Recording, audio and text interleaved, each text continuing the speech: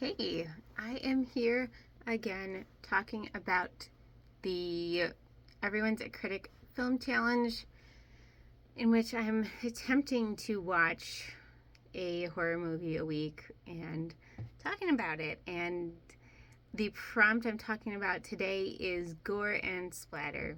And so the first thing I thought about was Terrifier, because there's lots of gore and splatter and it's extremely gratuitous. So I'm talking about the first one, although I could talk about the second one, and I'd be happy to talk about the third one when it comes out. But Terrifier is a 2016 film. It isn't all that different from a lot of other slasher slash kind of like torture movies in its concept, and I think it became popular more for the execution than the concept, because it was fairly low budget, but it's just so good.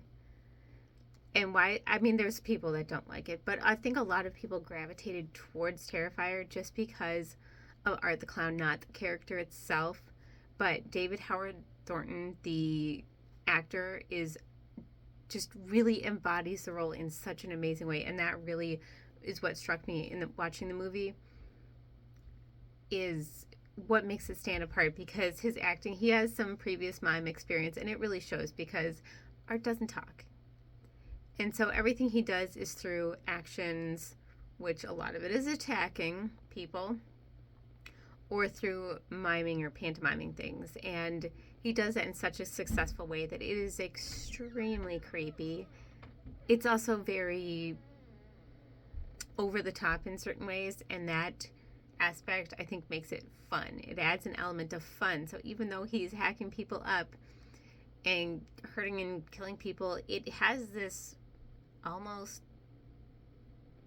I don't know how to say, fun. What other word can I use to describe this concept I'm thinking of? Anyway, it has a quality to it that's more than just a gritty torture movie. It doesn't have that sense at all of just being a gritty, dark torture movie. There was clearly a lot of humor, a lot of fun that went into it. And Art the Clown, when he is killing people, he doesn't just kill people. That would be too easy. He goes out of his way to torture people in really messed up ways, to create artwork out of his victims. For what purpose? I don't know. He is not a living being. He's some kind of entity. I don't exactly know what. But I did notice that, he's the most famous scene, I think, is one where, and of course, spoilers, obviously, lots of spoilers. So if you haven't watched the movie yet and you want to and you don't want spoilers, don't watch this. But he has this woman upside down, and he just saws her in half while she's naked, and it is shocking, and it is gratuitous.